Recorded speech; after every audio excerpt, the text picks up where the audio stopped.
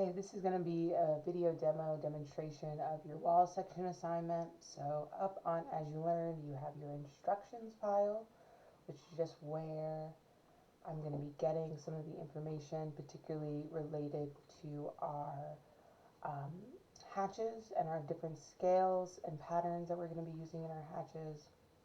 And we also then have our example of our layers, so our colored version of the drawing, and then our line weight example. So I'm just going to have those three open up, and I'm going to periodically kind of go back and forth in between the three of them. And then I'm also going to open up our template file, which is going to be pretty helpful while you work. So I'm just going to wait for that to launch.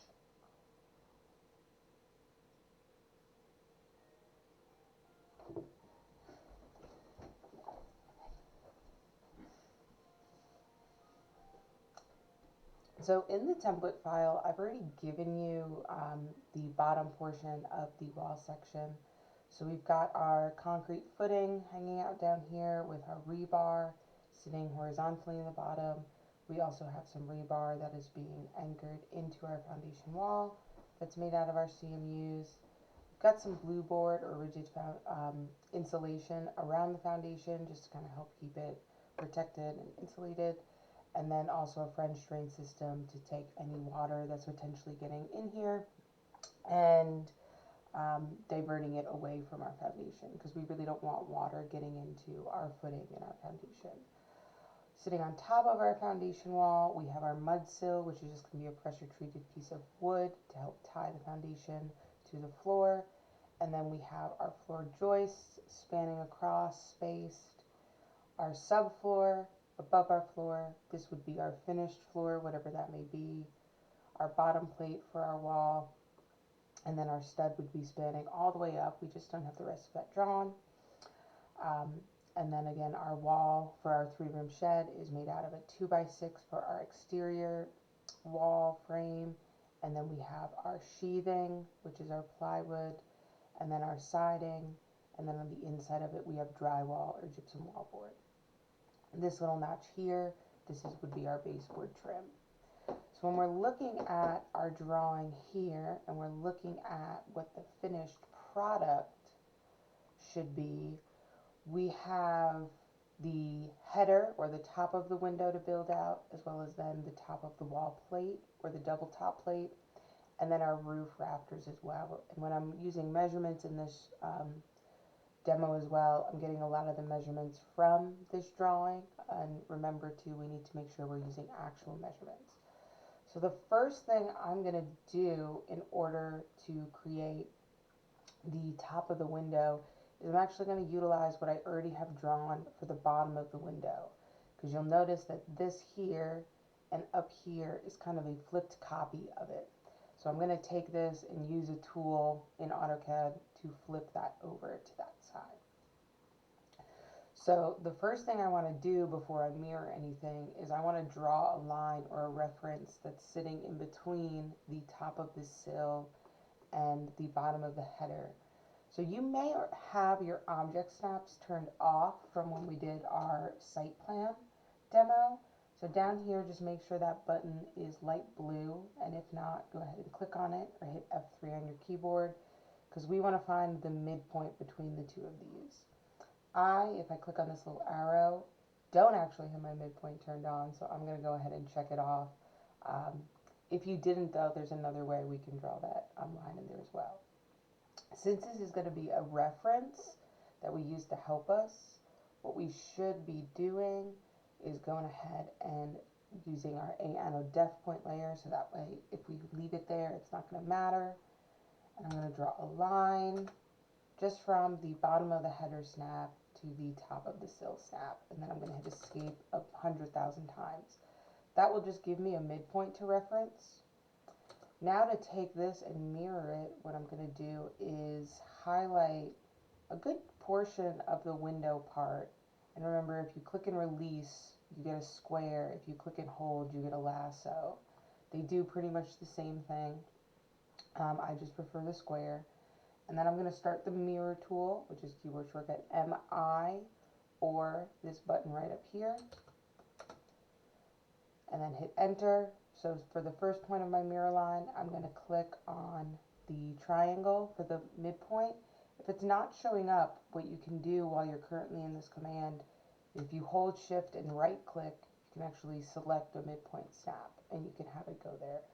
I'm going to click on that triangle, and then I'm just going to move my cursor straight across, click again, and it's prompting me if I want to erase my source or my original, which in this case I do not, so I'm going to select no or type N, enter. In some cases we want to erase the original, but in this case we definitely don't. And so that way I've got my header lined up. If I just pull that out, we can kind of see that I've got it lined up exactly where I'm looking for it, which is nice. The next thing then that I'm going to do is build out the rest of my double top plate. So I'm going to draw another def point line just out from this spot elevation. So L, enter. I'm just going to draw a line straight out. Doesn't really matter the amount. And then I'll hit escape a billion trillion times to close out of it. And this is just going to give me a reference for where I want this double top plate to sit. If I was to trace straight over from here, it's sitting right on top of those two pieces of 2x6s. Now there's two different ways I could go about drawing those 2x6s. I could either just use the rectangle, the line tool, the polyline tool to draw them out manually, or I could even take this one that's already existing down here and I could copy it. So I could right click, copy. This time your base point of where you're grabbing it is going to make a difference, or it's going to make your life easier. So if I grab it by that corner, I can make sure that I can just place two of them right there and then hit escape. Or what I could also do is over to the side, I could switch myself over to asect medium, and I could draw a rectangle from that corner that is 5.5 inches, tab 1.5, and then I could draw another rectangle right under it. So you could either draw these manually or you can copy them. Doesn't really make too much of a difference. And then I'll switch over to asect light to draw a line from that corner. If you've been making good progress on your 3-room shed, you know that you can use enter to get out of a command and right back into it. So that's how I was able to do those lines a little faster. So that's given me a good reference point now of where I can trim this roof from. So right here is that bottom of our rafter, our roof rafter, or you can even call it the top of that gypsum wall board for the ceiling. And our roof slope is at 3/12. So what I'm going to do first is just trim all of this part out. I'm going to leave this side here because I will use some of it later. So I'm just going to use trim, which is TR, cut a bunch of this stuff out. I could also highlight that stuff and delete it. I'll hit escape 100 times, and then I'm going to switch myself over to my Anno def point layer. And then I'm just going to draw a reference line from that corner of where my top plate sits. I'm going to go up 3 feet, enter. I'm going to go over to the right 12 feet, enter. And then I'm going to click to connect those points and hit escape 100 times. Now at this point, I'm going to select these two reference lines and I'm going to delete them. I could have kept them there, but they're just kind of in my way. And now I'm going to offset this line for all of my various roof materials. So I'm going to offset it up the thickness of my 2x8. Then I'm going to offset up again the thickness of my roof deck. And then I'm going to offset again the thickness of my roofing material. So our 2x8 is 7 1/4. Our plywood decking is 3/4 of an inch. And then our roofing itself is going to be 1.5 inches in total. Then I'll go back to my original line and I'm going to offset down for the thickness of the gypsum wallboard, which is 5/8 or 0.625. So I'm going to start the offset command, which is keyword shortcut O, enter. We should always use the through option, so I'll hit enter again. I'm going to click on this line. I'm going to bring it up 7¼ inches or 7.25. I'm going to bring it up again 3/4 of an inch or 0.75. And then I'm going to bring it up one more time, 1½ inches. I'll go back to my original line. I'm going to click on it and bring it down 5/8 or 0.625. So that then is getting kind of all of my roof references together. I'll hit escape 100 times to end the offset tool. I'm just going to click on this line and delete it just so it doesn't get in my way. And now I'm going to use the trim and extend tools to kind of clean up where all my materials are meeting. So I want to bring the top of my rafter to where my plywood sheathing is. I want to bring the roof deck over the plywood sheathing, and I want to bring the roofing material over my siding. So I'm going to start my trim tool, which again is keyword shortcut TR, enter. And if you hold your shift key while in trim, you can actually use it to extend. So I'm going to hold shift, click on this one, hold shift, click here, hold shift, click on this one a few times because I want to bring it all the way out to that yellow line. And then again, keep holding shift. I'm going to bring this one all the way out. Now I can trim or get rid of all of this line work. So now I'm no longer holding shift. I'm going to click on all these just so I've got kind of everything meeting up nice. I'm going to leave this down here, this little line, but I am going to get rid of this one just because this is going to help us make that connection between those two pieces of drywall. And then I'll hit, well, before I hit escape a bunch of times, I'm also going to trim my roof to just end at where this break line's sitting, and this one here. I'll hit escape 100 times. I'm going to click on the 3 interior lines, and I'm going to switch them over to asect medium. Hit escape. I'm going to click on these 2 very outside ones and switch them over to outline. So I'm going to go into my layers and then asect outline for it. Now, if I was to go into my paper space option, we can see then that we've actually got 3 viewports into the model space. So while we are still just building everything full size in here and full height, we've got 3 different viewports, so it automatically has those breaks going on in it. This line here is just giving us a break point again for where the building would continue on, but we're just not going to see any of it. Now I'll go back into my model space. The next thing I'm going to tackle is what's going on right here with where my ceiling drywall and my wall drywall are meeting. So you'll see that we've got kind of this little awkward corner going on, and part of this line we want to be blue, and then the other part we want to be yellow. And that's just going to have to do with how those line weights show. So if we look at our black and white copy or our line weight copy, we'll see that our outline is heavy, and then the blue lines are a little bit lighter. Software like Revit kind of handles this stuff for us automatically for the most part, but in AutoCAD we got to deal with it ourselves. So there's a couple of ways I can approach making this line partially blue and then also partially yellow.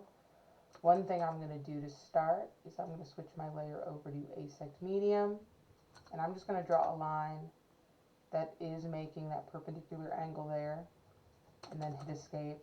So one thing I could do is I could click on this yellow line, I could move that grip over, and then I could draw a new line just from that endpoint, that perpendicular point to that corner. And now I've got a little blue line, a large yellow line. That's one way I could do it. I'll just delete that and move here to show another way.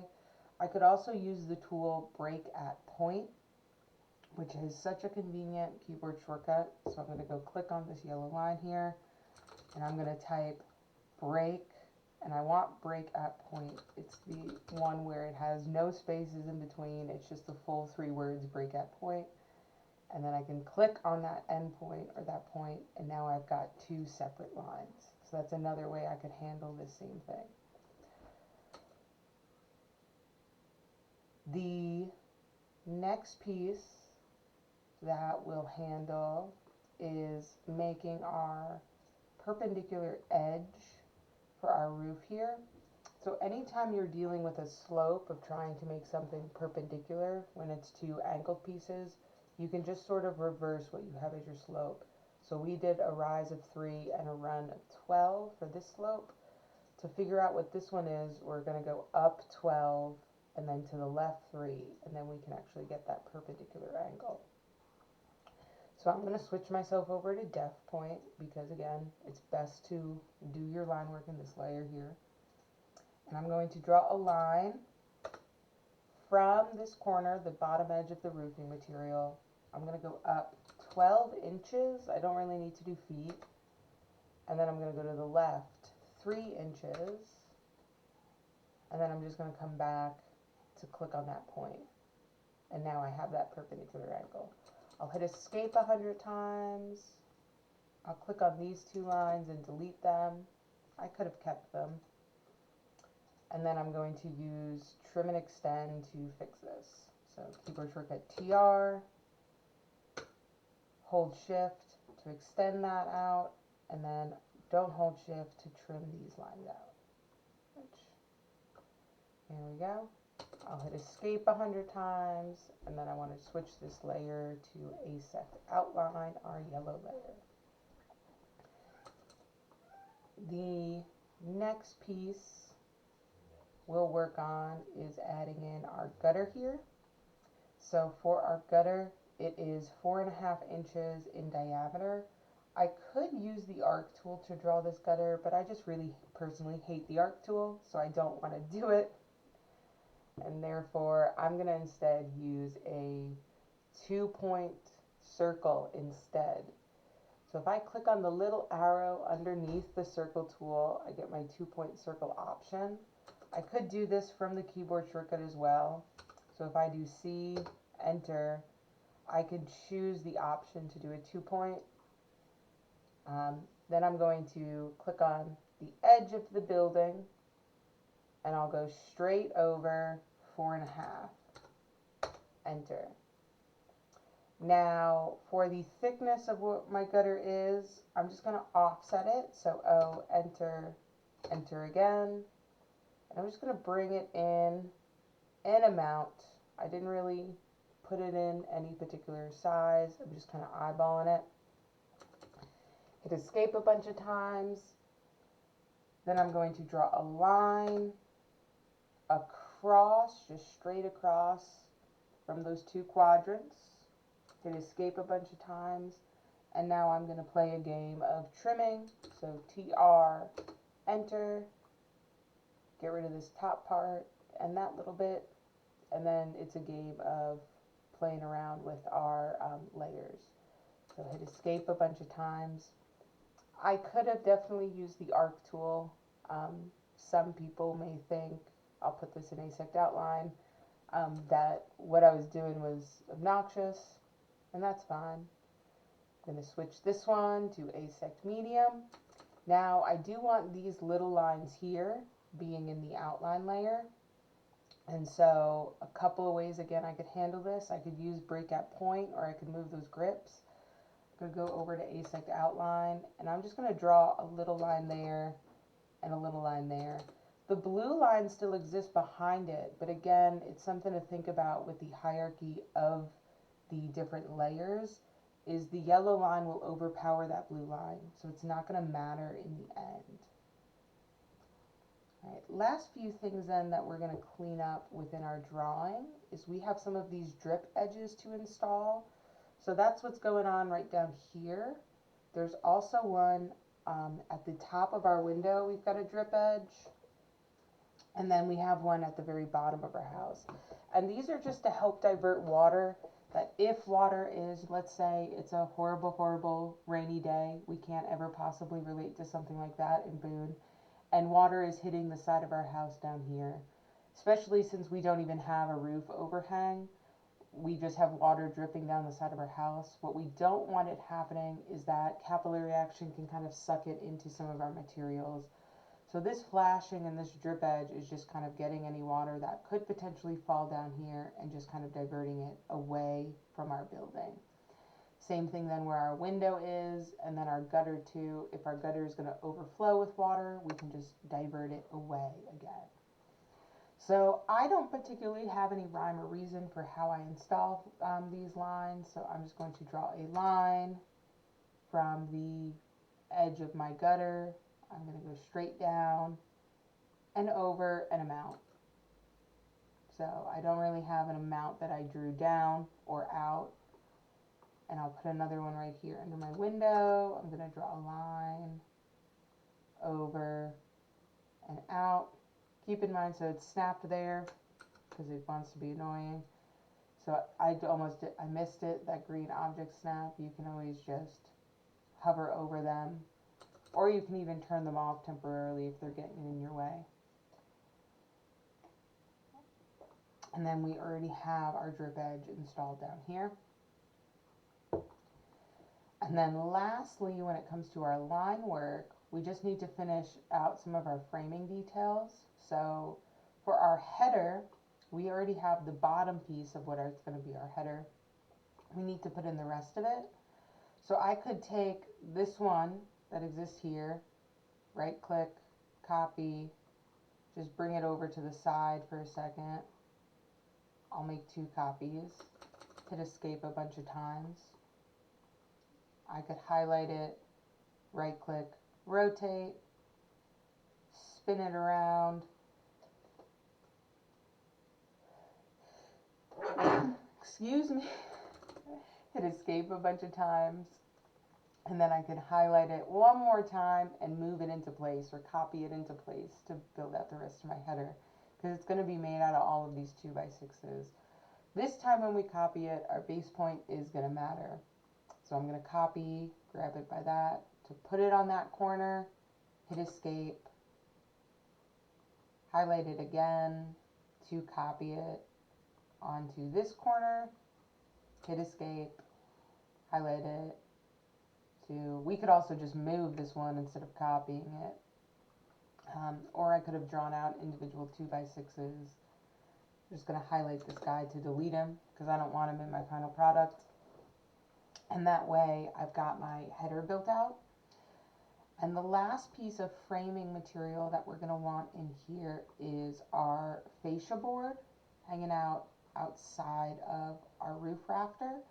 So this would be out of a 2x8. However, you'll notice the top of it is going to get pretty severely logged. So if I was to use, let me switch my layer to Asect Medium, the rectangle tool, which is REC. I could start in that corner, and then I want 1.5 tab 7 1/4. So much of it's getting cut off that what I could have actually also done, if I delete that, is I could have drawn a line just over 1.5 and then just straight up until it would hit that point. So sometimes it's just kind of like knowing how the pieces are going to work and fit together, of which way or how you'll approach it. I'm going to switch myself over to Asect Light. I'm going to draw 2 lines from diagonals, corners. So again, I'm just was using enter to end the command and go back into it. And, oh no, we do have one more line to do. I almost forgot. So the next line, or the final line that we're going to add to our work, is this hidden line here. So this hidden line that's traveling all the way from our bottom up is representing like our house wrap, which is just kind of like our vapor barrier in our house. It's so incredibly thin that we can't show it at its actual size or true size. So that's why it's shown as a hidden line that's just out a little bit more. And we also have like a vapor barrier down here underneath our joist. So I'm going to take this line and I'm going to offset it up 1/8 of an inch. So O, enter. My distance I'll do through, so I'll hit enter again. I'm going to bring that up 1/8 and then hit escape a bunch of times, and then I'm going to use trim and extend. So keyboard shortcut TR, enter. I'm going to use extend, so I'm going to hold shift and bring that line up, and then I'm going to cut this line off. And then the last thing I'm going to do for this line, so I'll hit escape a bunch, is click on it, and I want to keep it in this layer, asect medium, but I want to do a property override to change its line type. So that is right up here in your properties bar, and we're going to make it a hidden style line. And now we have all of our line work done. So the next thing we are going to work on is adding in all of our various hatch patterns, which our instructions are going to come in handy for. So unless otherwise noted, all of our hatch patterns should be in the layer Annotate. We're actually going to skip and do the batting insulation for last, just because that one is a different way of doing hatches. So for our first hatch, we're going to attach our concrete masonry units. We're going to use the pattern ANSI 37 and a scale of 8 for that. And so our concrete masonry units, you have 4 of them running up for your foundation wall. So I'm going to switch my layer to Annotate. And then I'm going to start the hatch tool, which is keyboard shortcut H. Remember that if you click on this little arrow here, you can get a bigger menu, and your hatches are in alphabetical order. So I'm going to use ANSI 37 and a scale, which is this one down here, of 8. And then I'm just going to select all 4 of these foundation wall cells. Or I guess technically 8. And then, whoops, before I click, let me hit escape a bunch of times. Sometimes hatch can be a little bit of a finicky tool. There's not really much I can personally do about that, but I usually will just hit escape, maybe undo, and then do my hatching again to try it. For our next hatch, we're going to use the pattern AR Conc to represent our cast in place concrete with a hatch scale of 1. So I'm going to go right back into that hatch tool. I'm going to use the pattern AR Conc. There it is. And I'm going to change my scale to 1. And it's located right in here for our footing, our cast in place concrete footing. I'll hit escape a bunch of times. While we have poured concrete inside the cells of this wall, we actually use a different pattern for it, and I'm not sure why, but that's what we do. So I'm going to start hatch again, and this time I'm going to keep my scale at 1, but I'm going to use the pattern AR Sand, and I'm going to click inside the cells here. It's going to be a little hard to see. I almost can't see my little dots at all.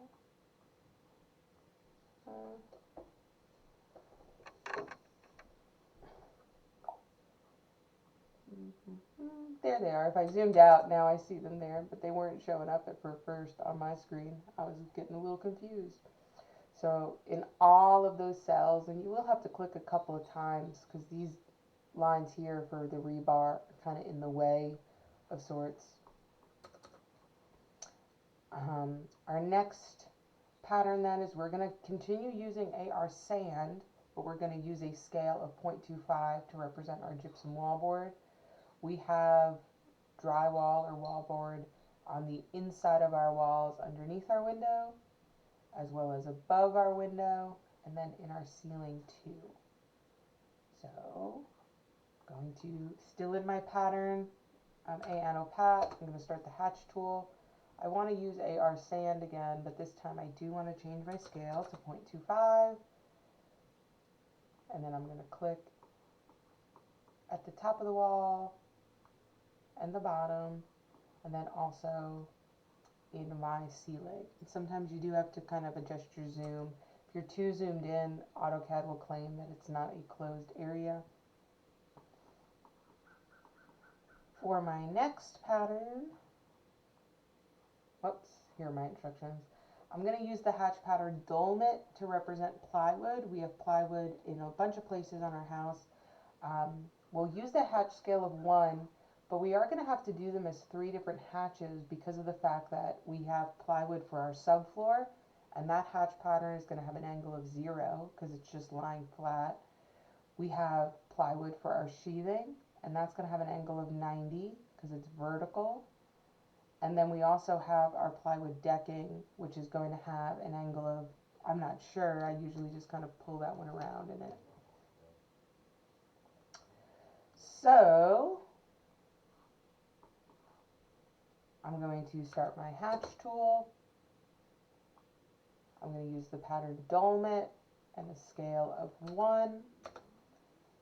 And then I put my pattern in my floor, and I have to change any setting, whether it's related to the pattern, the scale, or the angle. I have to hit escape to stop the command, go back into it, so you can either just hit enter again or H, and then you can put it in your wall. And I'm going to give this one an angle of 90. And then we also have plywood above this window, above for our sheathing. I'll hit escape. I'll go back into the tool. I'm going to put it in my roof decking, and then what I'm just going to do is pull this slider. So I'm just dragging that slider along until it looks like it's pretty parallel with the roof. And then I'm going to hit escape 100 billion times.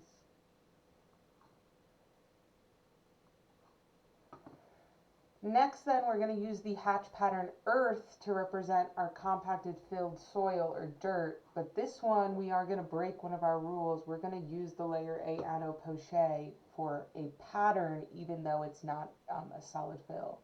And that's just because when we look, especially at our line weight version of our drawing, our soil is showing up as this light gray color. All of our other hatch patterns just have a really thin line weight, but are black. And we want this to just kind of fade into the background a little bit. So I'm going to switch my layer to Annotation. I'm going to do a hatch. I'm going to use the pattern Earth and a scale of, it didn't switch over to that pattern, and a scale of 8 for the inside of my soil. And I just realized my angle is not set to 0. So I'll go ahead and click on that. Hit escape 1 billion times. Now, while we're at it, too, or while we're in poche, we might as well also solid fill these pieces of rebar here. So I'm going to go back into hatch. Solid is the only one that is not in alphabetical order. It's all the way up at the top. I'm going to fill each of these 3. And then hit escape a bunch of times. Now I'm going to switch myself back into Annopat to finish up the rest of my hatches. So our next hatch, we're going to use the pattern Gravel to represent crushed stone with a scale of 2. We have crushed stone in one location of this building, and that is inside our French drain system. So I'm going to start the hatch tool. I'm going to use the pattern Gravel. If I can learn my alphabet, there it is. A scale of 2. And then I'll hit escape 1 billion trillion times once I'm done, because I need to switch my pattern. I'm going to use the hatch pattern Net to represent our rigid insulation with a scale of 8. So we have rigid insulation hanging outside of our foundation right here. And then we also have some rigid insulation here in our header just to kind of help build that up a bit and keep it sealed. So I'm going to start the hatch tool. I'm going to use the pattern Net and a scale of 8. I'm going to put it in the 2 boards that are around my foundation. So I clicked in those 2 areas, and then I'm also going to put it in my header up here, and I'll hit escape 100,000 times. And then, whoops, I'm sorry, I keep trying to click on the wrong chrome. We're going to use the pattern line to represent our wood trim and our finished floor. We're just going to use different scales for each of them. So looking in our drawing, we have wood trim in our baseboard at the very bottom of our building. And we also have wood trim surrounding our window, all the way around the bottom of our window, as well as the top of our window. And then finished floor only exists in one spot, sitting on top of our subfloor. So I'm going to switch my hatch to line and a scale of 4. I'll do the trims first. And so above my window, I'm going to 1, 2, 3, 4, 5. Hit escape 100 times. Go back to the bottom of your window. Still using the same pattern, same scale, same everything. 1, 2, 3, 4, 5. I guess I didn't have to hit escape in between, but I did. No harm in it. And then back into the tool one more time to do your baseboard trim as well. Hit escape. We're going to go back into hatch, and we're going to keep our pattern as line, but we're just going to change our scale to 1 instead of 4. So this is just going to be a little bit more compacted lines going on in here than these larger ones. And then we'll hit escape. Now, our next pattern, and the last one on this list, but we do have to go back for our batting insulation, is we are going to use the pattern plast to represent our drainage match with a hatch scale of 8. And you have drainage mats all around, kind of protecting your foundation and your rigid insulation. So there's 2 places, this kind of backwards L, and then this rectangle here. So in a Annotation, we're going to start the hatch tool, keyword shortcut H, and then I'm going to use plast with a scale of 8 in that L there, as well as over here as well. And then I'll hit escape a bunch of times. So I'm all done using the hatch tool.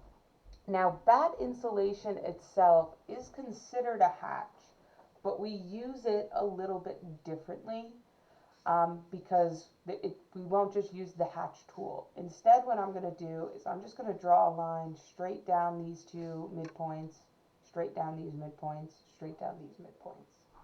So I'm going to start the line tool. I'll keep myself in the Annotation layer, but I'm just going to draw a line from midpoint to midpoint. Enter, enter to exit and go right back into line, midpoint to midpoint, enter, enter, and then this would keep continuing on, but we'll just end it there. Now, in order to change these into bat insulation, I'm just going to select all 3 of those lines, and what I want to do then is override my line type property to a special line type that represents bat insulation. Now, we might notice that these pieces of bat insulation are way too large for what they are supposed to be filling up. And so, what we want to do is change their line type scale. However, if I was to use the command LT scale, I don't want to use it.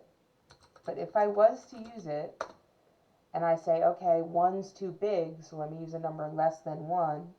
If I change it to 0.5, when I hit enter, I also want you to pay attention to what's happening with all of these hidden lines, is they also shrank. So not only did this shrink, everything in my drawing shrank. So I'm going to Control Z to undo it, because that's not what we want. Instead, what we want is to use our properties panel, but I closed mine, so this way I can show you how to open it. Is I'm going to select those 3. If you have your properties panel open, awesome. If you don't, go ahead and right click and then say properties. You do have to have something selected for this to work. And if your properties panel is just kind of floating or hanging up here, I'd recommend just locking it in on the side of your screen. I use mine a lot, so I like it there. And we just want to adjust only these 3 lines scale.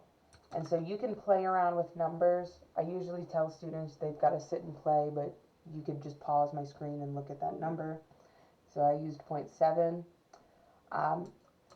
Now, a thing with the batt insulation is I can't really trim like that awkward piece out, because in AutoCAD's mind, this is just a line running straight across.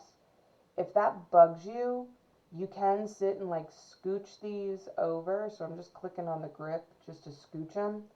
It's not really a big deal though if they are going to be overlapping a little bit like that. So then I'm going to draw another line just straight up here. L, enter, from midpoint to midpoint. And I've got another one on top between my header. And I'll select those 2 lines. I'm going to do a line type override to batting. And then I believe if I use the scale 0.6, that fits really well here. Maybe 0.58. I like 5/8 a little better. It's not really all that much different, but I like a little better. The problem I'm going to have with my roof is that I can't really just like perfectly draw a line from midpoint to midpoint, because these are going to be, this line here is going to be a different size than this line here. So instead what I'm going to do is I'm going to take this line, offset it up half of the thickness of my 2x8. So I want to go up half of 7 1/4, which in this case is 3 5/8, but like, don't hesitate to use a calculator to do math. So I'm going to use offset, always hit enter to use through. I'm going to go up 3 1/4, enter, hit escape a billion trillion times. I'm going to switch that layer to Annotation. I'm going to give it a line override of, not a phantom, excuse me, a batting insulation. And then a scale of, let's try 0.7. That seems to work pretty well. You can even maybe do a little smaller. And then I'm just going to click on this grip. And as long as I'm getting that like dotted green line feedback, that means I'm stretching it on that same angle. And so at this point, I'll go back and look at it in paper space. My drawing is complete. So I'm going to go ahead and save now, and then I'm going to show you the next part. I'm not going to do the entire thing as a demo, but I will just kind of show you what the next steps will be. So I'm going to click on Save As. I want to make sure that I'm saving as a DWG file down here.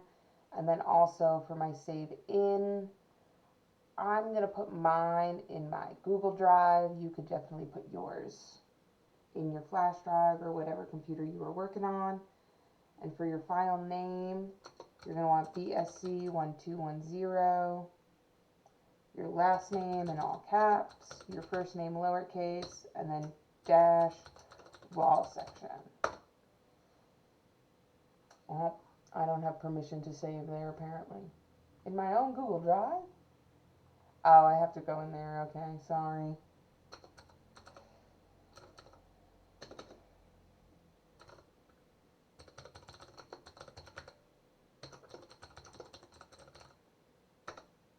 There we go. She got angry at me. So the last portion of this assignment is going to be adding in the annotations that are all surrounding the building. I've added some of them for you, some of these little notes pointing towards them. One thing you'll notice about them is that they're all pretty organized. All of these arrows end at the exact same spot, and that's just because I have a def point line to drag them out to. You'll notice too that I have all of them with a right angled elbow. If they do have an elbow, that's not necessarily a requirement, but it is just something that is kind of nice to organize it by. Something that is a requirement is none of these arrows are overlapping each other at all. Now in your drawing, I've given you 4 scaled and set arrowheads or annotations, leaders, depending on what you want to call them.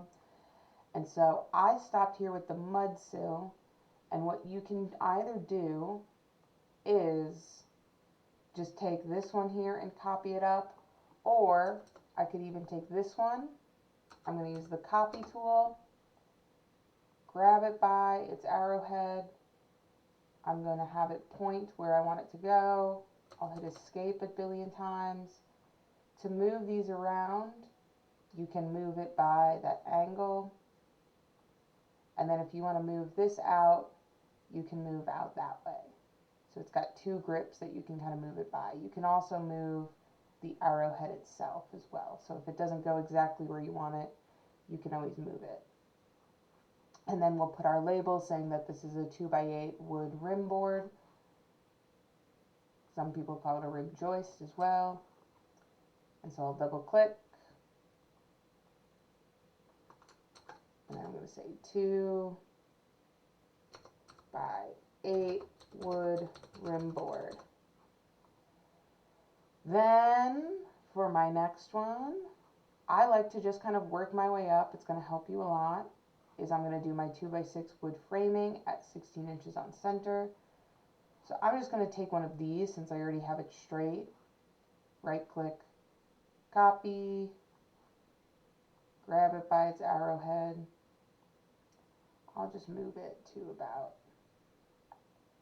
let me move it here. I'll hit escape a bunch of times. I'll move that over just a little bit more. And then I'll replace my text, 2x6 wood, I believe I had it say studs. Let me double check. Wood framing at 16 inches on center.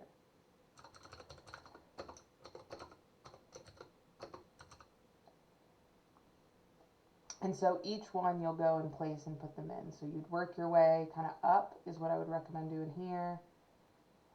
And then like when I go to do my gutter, again, you can use copy up here. You could do CO. You could do a bunch of ways. I'm going to grab it. I'm going to put it where I want. Escape. Click on it. You can move its angle this way as well as this way. And then I've got a 4.5 inch outer diameter half round metal gutter. I'm not going to remember all that, am I? 4.5 inch outer diameter. I already forgot. Half round metal gutter. Let's see if I remember. See if I remember that right. Yeah. A few things to keep in mind with some of these as we go through and place more of them. I'll demo placing another one again. So I'll do the one for the roofing or for the plywood. So I'm going to right click, copy. I'll grab it by its arrow. I'm going to place it here. Hit escape a bunch. Is when I move this out to click to place it, sometimes because students are kind of crammed for space or trying to find spaces, they might put their note up here and they'll have it say whatever it needs to say, and they'll fill all of these out correctly. However, if I go into paper space, you'll notice that that is no longer here. It's being cut off by this viewport. So when you are placing them, some of them you want to go ahead and check that they are going to be showing up in your model space. So if I move this down, then when I go back into paper space, this note's here. So I tend to see these 2 notes that are up here for the roofing materials, kind of just outside of our zone of sight. Same thing then goes for any measurements or any annotations within this window area. If I was to just, I'll go in some random layer and just draw a bunch of line work in here. Anything that's kind of in this area doesn't show up in paper space. So you can see the tiniest little bit of line that I just drew popping up in here. This whole area, and it's why I kind of opted to just leave it open, is sort of like an abyss piece of land. So like, don't go and place any of your annotations in there, please. So same thing then for my other side is I would go through, I would grab my annotations or my leaders here, and I would copy them. I always like to grab them by their arrowhead. I find usually if you zoom in, it's not going to snap onto points kind of as sporadically. And you can, while I don't advise it, you can place multiple arrows. I just don't want it snapping to that midpoint at the same time, and it did anyway.